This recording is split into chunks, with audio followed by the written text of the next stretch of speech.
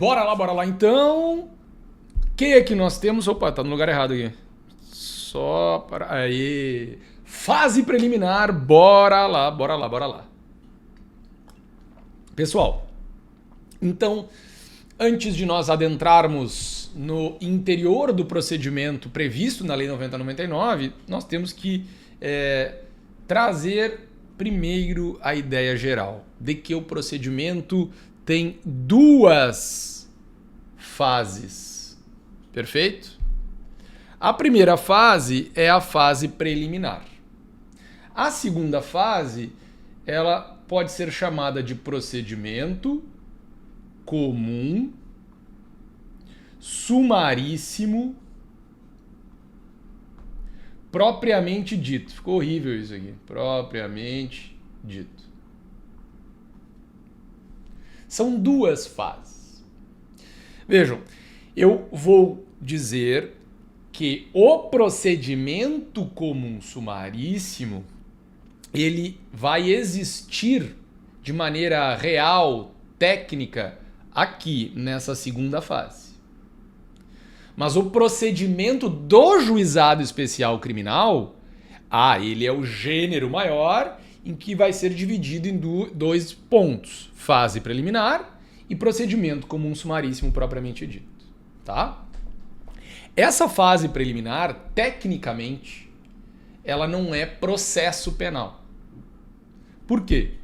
Porque para que eu diga que existe processo penal, tecnicamente falando, eu preciso ter uma acusação recebida por um juiz, certo? A ordem normal dos acontecimentos em um procedimento normal, que não é o caso do GCRIM, é a acusação oferece a acusação, e o verbo é esse, oferecer. O juiz analisa se aquela acusação é razoável, ela é viável, ela está recheada das formalidades necessárias, e se ele entender que está tudo certo, ele recebe a acusação. Recebimento da acusação é o ponto de início do processo penal. Se o juiz entender que não está tudo preenchido, ele rejeita a acusação, certo? Mas eu de novo insisto, o início do processo é quando ele recebe. Bom, aqui na fase preliminar eu não tenho esse momento. Eu não tenho um momento de recebimento da acusação. Então, eu poderia dizer assim de maneira atécnica, tá? De maneira atécnica. Não anotem isso, é só para vocês terem uma ideia. Eu poderia dizer que essa fase preliminar, certo? É uma fase uma fase que veio antes da fase do processo propriamente dita para eventualmente não deixar que o caso daquela infração vire um processo mesmo. A fase preliminar é uma chance a mais que o indivíduo que está sendo acusado, que é o suposto autor dos fatos, não responda a um processo penal, tecnicamente falando, tá? E essa fase preliminar, ela vai, digamos assim, iniciar ao final da fase pré-processual, da fase da investigação, que é aqui, no momento da lavratura do termo circunstanciado. Então vamos melhorar isso aqui. Quando acontece uma infração penal, o que é comum, pessoal? É comum que eu tenha uma investigação. Como que acontece essa investigação via de regra? Pela polícia, através de um inquérito policial. Como que acontece a investigação no caso das infrações de menor potencial ofensivo? Ela vai acontecer não através de um inquérito policial, mas através de um termo circunstanciado de ocorrência. Ele é chamado só às vezes de termo circunstanciado e às vezes de termo circunstanciado de ocorrência. Esse termo circunstanciado de ocorrência, precipuamente, vai ser feito por quem? Pelas polícias judiciárias, Polícia Civil e Polícia Federal. Entretanto, se autoriza que as polícias militares, os corpos de bombeiros militares, a Polícia Rodoviária Federal também procedam ao termo circunstanciado de ocorrência. Porque ele é muito mais simples e isso agiliza a investigação, chegamos mais rápido ao procedimento aqui previsto na Lei 90/99. A lavratura do termo circunstanciado é a mesma coisa que a lavratura do inquérito policial. A autoridade que presidiu aquela investigação traz ali a sua assinatura dizendo, olha, tá tudo feito, tudo terminado, é isso. É isso. Nós vamos, eventualmente, aqui apontar a autoria para alguém, né, se descobrirmos ao final dessa investigação. E tá feito. O que que diz o artigo 69 da Lei 9099? Diz que, após a lavratura do termo circunstanciado, vai se encaminhar imediatamente ao juizado especial criminal o termo circunstanciado, autor e vítima. Independentemente de onde foi feito esse termo circunstanciado, na delegacia, no plantão, na viatura, independentemente. A lei diz, após a lavratura do termo circunstanciado, haverá um encaminhamento imediato do termo, do autor e da vítima para o juizado. Seria mais ou menos assim, né? Estou eu lá, que sou eventualmente o autor, né, de uma infração, e a vítima na delegacia. E aí o delegado lavra lá o termo circunstanciado e diz, olha, isso aí agora nós vamos encaminhar vocês para o juizado, aí nós pegamos um carro, vamos lá para o foro, e lá nós ficamos aguardando a audiência preliminar no juizado. Essa é a ideia desse procedimento. Agora, é claro que, não sei se vocês estão pensando sobre isso, mas é claro que isso é muito difícil de poder acontecer. Porque vocês imaginem uma cidade como Porto Alegre, né, uma cidade com mais de 1 milhão de habitantes, tratando-se de infrações de menor potencial ofensivo, elas acontecem a todo momento. Vocês imaginem como que deveria ser a estrutura do juizado especial para que, imediatamente após a lavratura dos termos circunstanciados, o juizado conseguisse absorver aquelas pessoas e realizar audiências. Então isso é muito difícil de acontecer. É por isso que a legislação diz, caso não seja possível o encaminhamento imediato do infrator e da vítima ao juizado, eles deverão assinar um termo se comprometendo a comparecerem no juizado quando forem notificados para tanto. Notificação. A assinatura desse compromisso impede, por exemplo, em relação ao autor, que nós possamos efetuar uma prisão em flagrante. Eu libero o autor desta prisão em flagrante se ele pelo menos assinar este termo. Tá, e se ele não assinar, ele deve ser preso? Não. Se ele não assinar, ele só pode ser preso se houver uma das causas de prisão cautelar. Certo? Não é automático, então vai ser preso. Bom, e aí nós vamos para a audiência preliminar. A audiência preliminar é a audiência que vai dar início ao procedimento mesmo aqui, onde nós vamos entender no que se configura essa tal chance que eu disse para vocês que essa fase preliminar é. Ela é uma chance. E por que ela é uma chance, né? Ora, vocês vão ver pelos elementos que ela traz aqui. Antes disso, quem vai estar na audiência preliminar? Juiz ou conciliador, né? Há estados, como é o caso do Rio Grande do Sul, que tem processos seletivos para conciliador, não é exatamente um concurso público, certo? Mas são processos seletivos.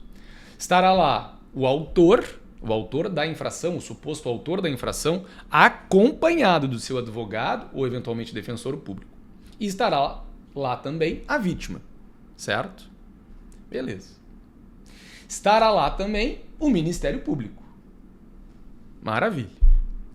Agora, e se essas pessoas eventualmente não estiverem lá?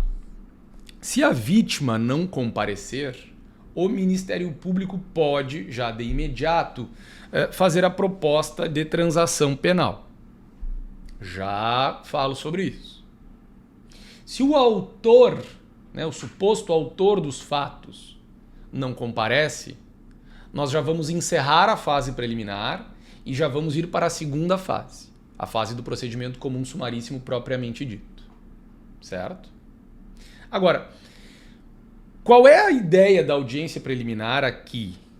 Pessoal, Deixa eu só pegar a borrachinha aqui, ó, apagar essa riscalhada.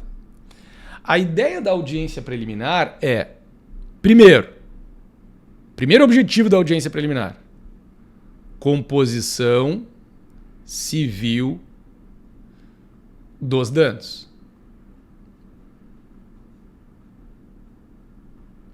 Segundo objetivo da audiência preliminar, transação penal. Por isso que eu disse que se a vítima não comparece, o Ministério Público já pode propor a transação penal.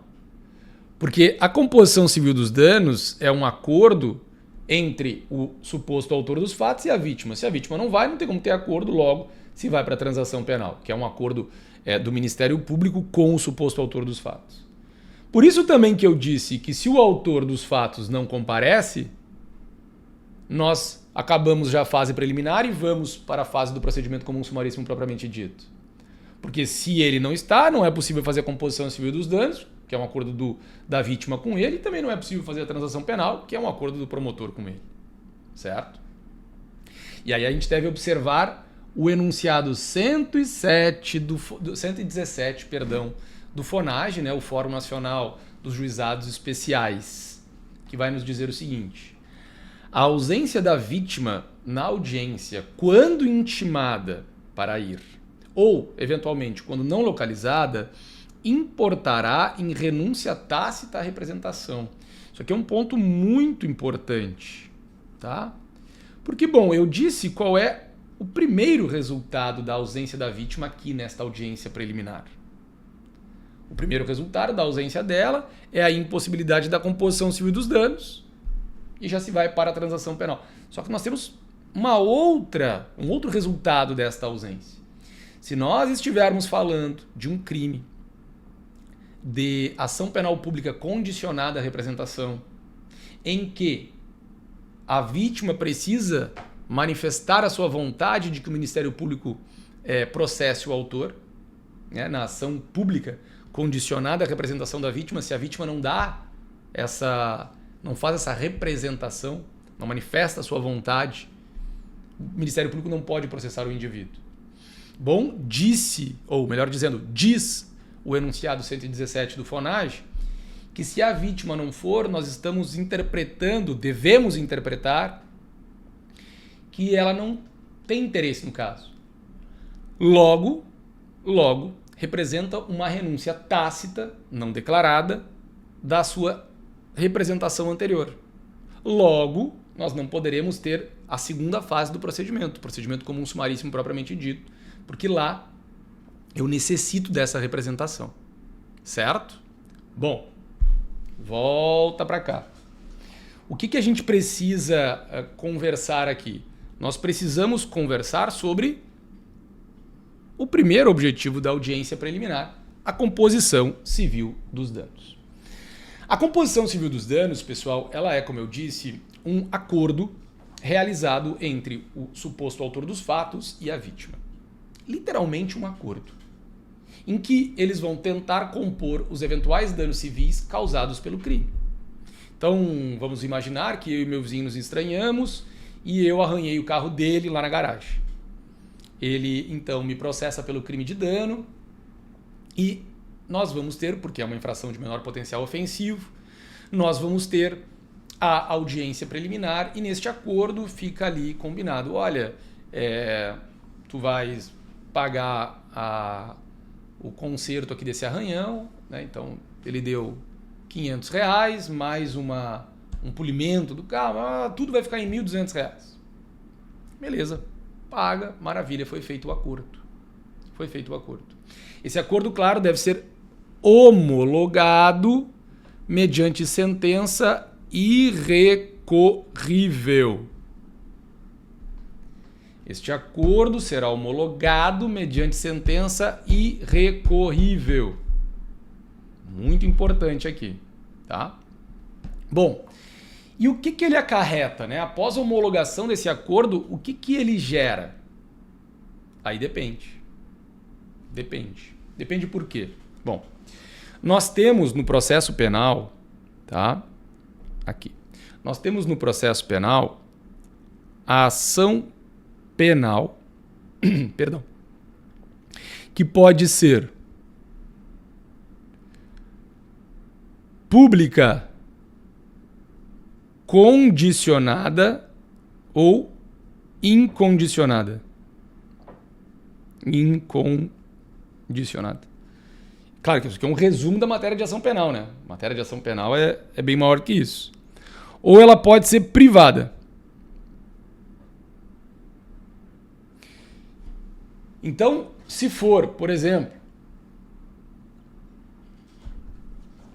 se nós estivermos falando de uma infração que se mova através de uma ação penal privada, em que a vítima tem que entrar com a ação penal através da queixa-crime, se nós estivermos falando de um crime de ação penal pública condicionada, em que a vítima precisa dizer, ó, o Ministério Público pode ir, pode processar. Se nós estivermos falando de um deles,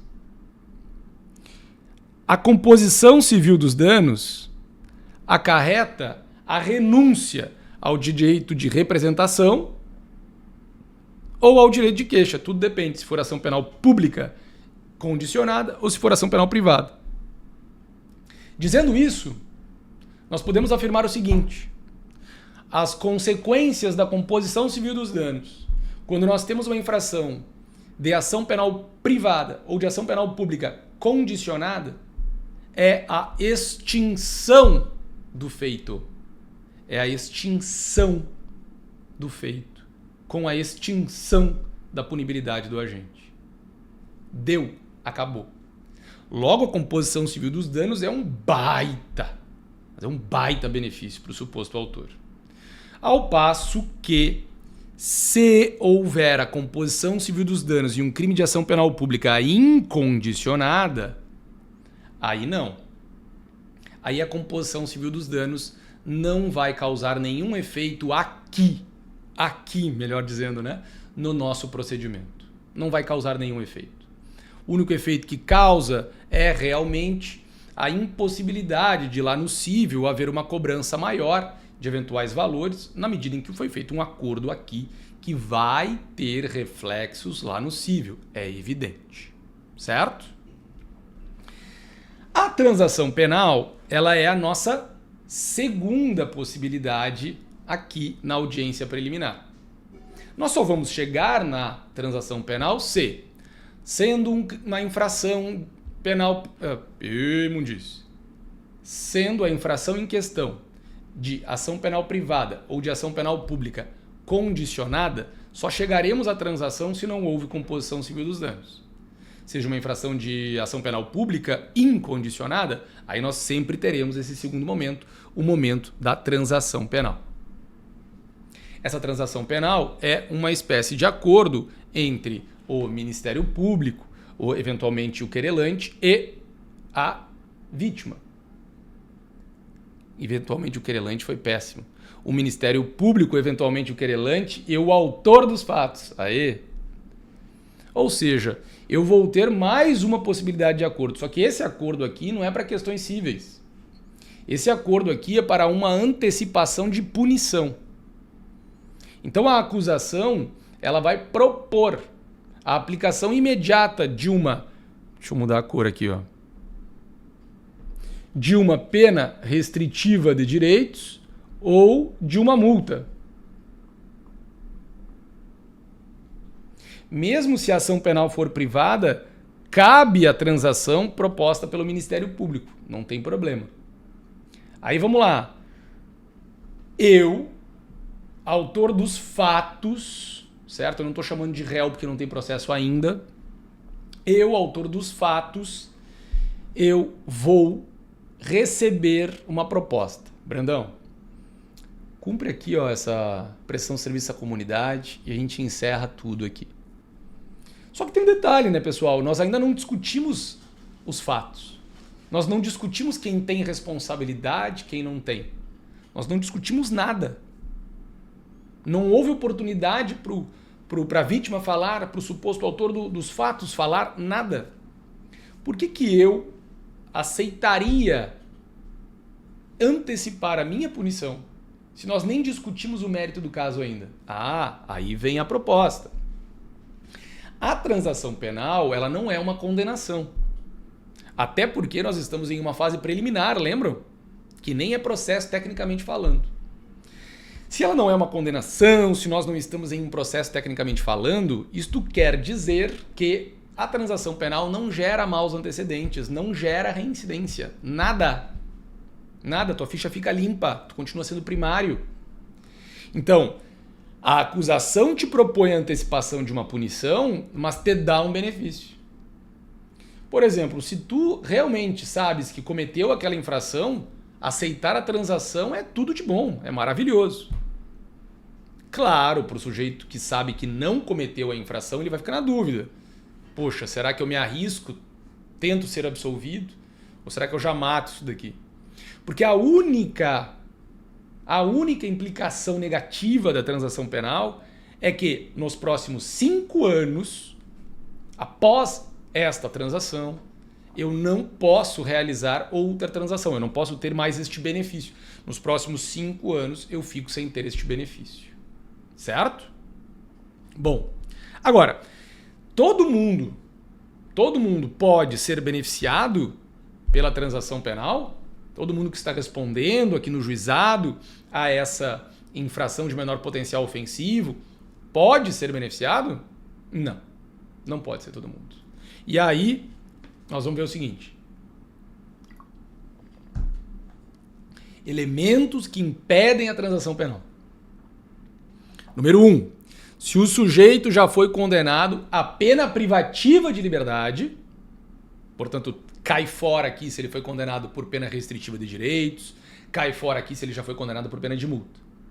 Então, se ele já foi condenado anteriormente a pena privativa de liberdade por crime, cai fora aqui contravenção. Ele não pode ter o benefício da transação penal.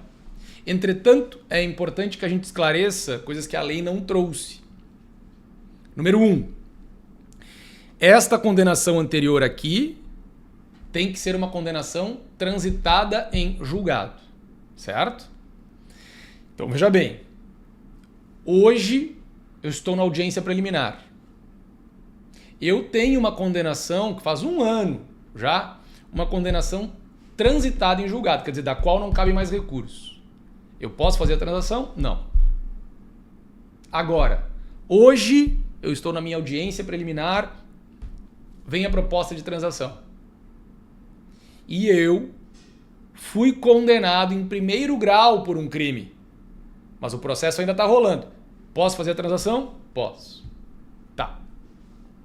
Mas quer dizer, Brandão, que se alguém foi condenado a pena privativa de liberdade por um crime, nunca mais ele poderá ser beneficiado pela transação? Não. Só enquanto permanecerem ativos os efeitos da reincidência. Quando alguém é condenado com trânsito em julgado por um crime, certo? Ou eventualmente por uma contravenção, ele será reincidente se ele cometer um outro crime. Mas não é para sempre. Não é para sempre. Suponhamos que o indivíduo tenha sido condenado a 3 anos de prisão. Começou a cumprir a pena e durante esses 3 anos que ele está cumprindo a sua pena, se ele cometer um outro crime, ele é reincidente. Ele pode cometer um outro crime em um estabelecimento penal ou se tiver eventualmente no regime semiaberto ou aberto ou em livramento condicional, pode estar na rua.